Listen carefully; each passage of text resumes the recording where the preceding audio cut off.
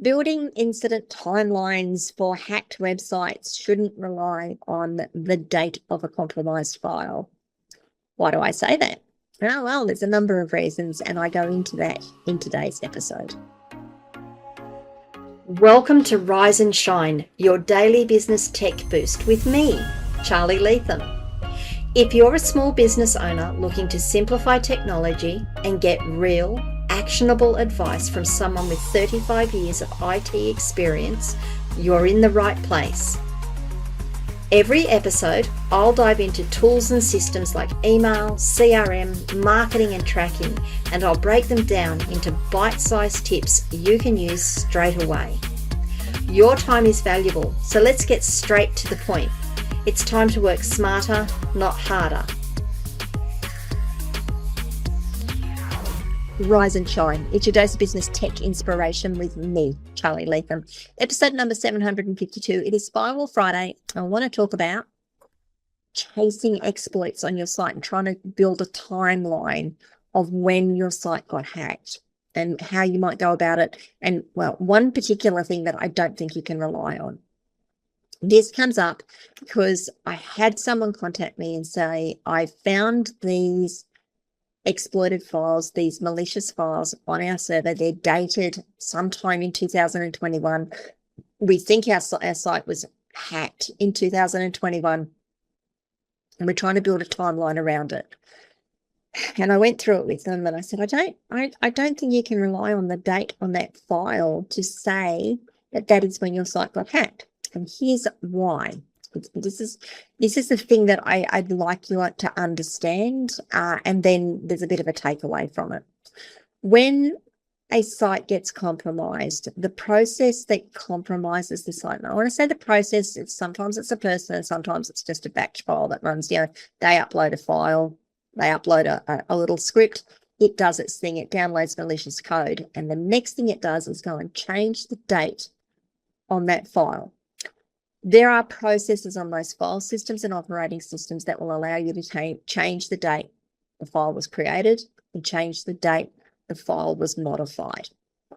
There is, if you're running the right levels of monitoring and logging, there is a way to say, yep, I know that file says it was created on this date, but it was actually created on that date. Some file systems don't run it. Some logging processes don't catch it.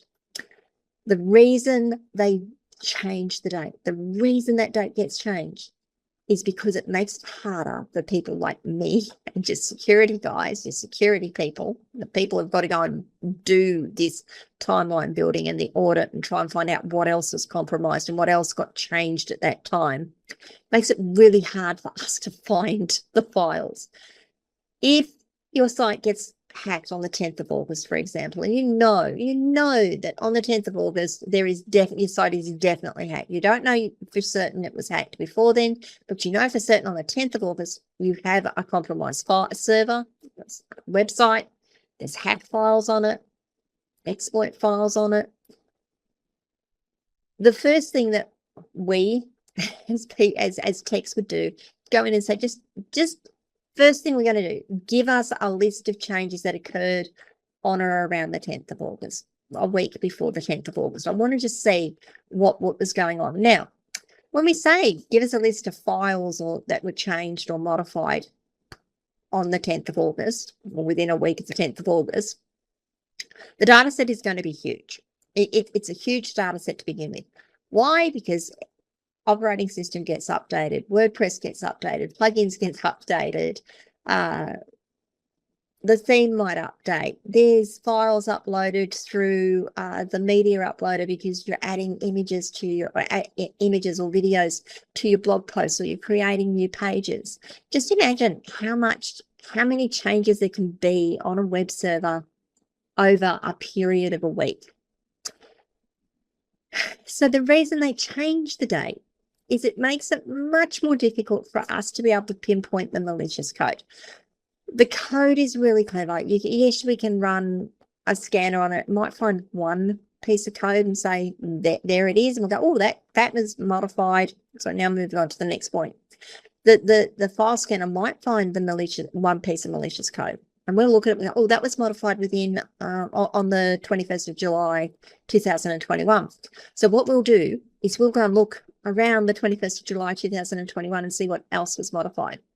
Well, they've changed the date. It didn't occur on the 21st of July, 2021. It occurred on the 10th of August, 2026. We can't find anything within a date on within that time in 2026. So now we're going to go and look at 2021, but no, they're not there either, because the other files that were uploaded, and there normally is more than one exploit file uploaded when this occurs, because if you find one, they've got backups to go and trigger later on. Oh no, the other one's now 2024, and that one's 2023, and that one, I hope you're getting the picture. Trying to track those down using things like logs, using things like using the logging system, using the change system you have in place becomes really, really difficult. And it's not really feasible to say, well, just give me a list of files that were changed or modified over the last 3 years, because pretty much every file on that survey gets changed over the last 3 years, at least once. Multiple times would be my statement on that. So that's why I don't think that relying on the date that of a compromised file is a good way of doing your analysis. By all means, you need to put it and you need to note it in your investigation. You need to put it on your timeline and say, well, this might have been done there, but it is a might. It's not a definite. It's not a concrete thing that you can rely on. Look, I could go through about how you clean your server as a result of this and how you find hacked files. It's difficult. It's really tricky. And sometimes sometimes people play whack-a-mole. We go, right, well, we clear out what we can find, and then another one pops up and we go, oh, there's another one, clear it out. There's another one, clear it out. Sometimes the best thing we can do is just start from scratch with clean files. Rebuild a server from scratch, rebuild the website server, the WordPress server, WordPress site from scratch, new theme, clean theme files, clean plugin files, go through every file you've uploaded and make sure that it's clean and scanned and all of those things.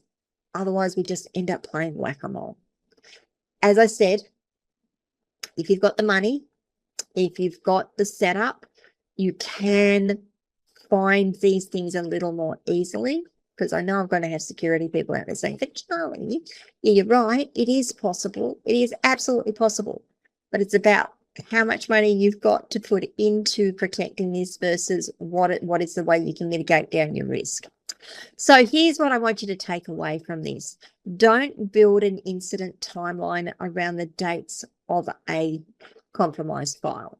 Don't take that compromised file as the absolute baseline for when something occurred.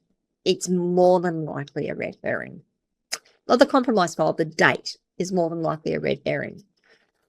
If it's a suspicious looking date, like everything else in that folder is 2026 and that one file is 2021, that doesn't confirm anything either. It might just be that file never got touched, has never been updated, and it's just it just sits there. It doesn't get updated. It just sits there.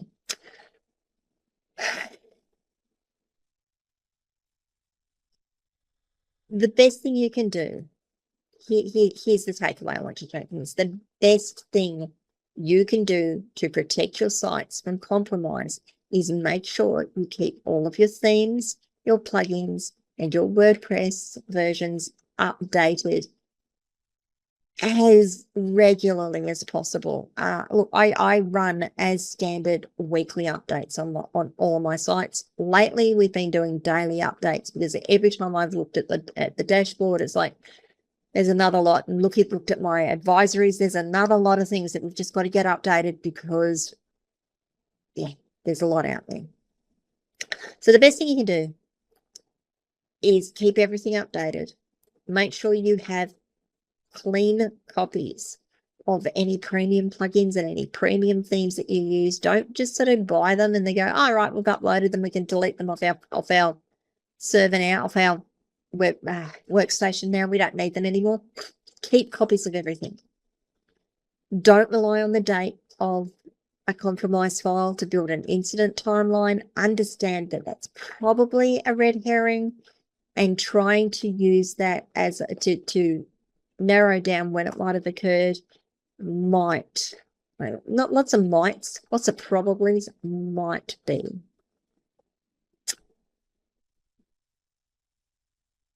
a poor use of time and resources. There you go. That's what I want to say there. What do you guys think? I mean, how many of you have been hacked? Have you been hacked? Have you seen problems? Have you seen compromised files? What did you do? What happened? I know some of you have actually contacted me and I fixed them up for you, but how have you addressed this when it's occurred to you, if it's occurred to you, if it's happened to you? That's a better way of putting it. I'd love to know. Leave comments wherever you're watching or listening to this episode. If it was useful, please give it a like and maybe share it with a friend who needs to know these sorts of things. If you haven't already subscribed to the channel, please do so and ring the notification bell so you find out when I drop more content. And if you need help, that's what I'm here for. I'm a tech wrangler. This is the sort of stuff I do quite often, actually. You can reach me at askcharlyleetham.com. And if you haven't already used it, there is a free 30-minute breakthrough session for everyone. It is one per person per company. If you've already used your session and you still want help and you want to work with me, reach out. There's any number of ways we can work together, and we'll work out the best way that we can work together that's good for all of us. Okay, guys, that's it for today. Have a great weekend. Have a safe weekend, and I'll see you on Monday for Mindset Monday. Bye. Hey there, thanks so much for tuning in to Rise and Shine, your daily business tech boost. I hope today's episode gave you some actionable insights that will make your business tech work smarter for you. If you found value, be sure to subscribe, leave a review, and share it with other small business owners who could use a daily boost. For more tips, tools, and resources, visit www.askcharlyleetham.com. Until next time, keep rising, keep shining, and let's make tech simple together.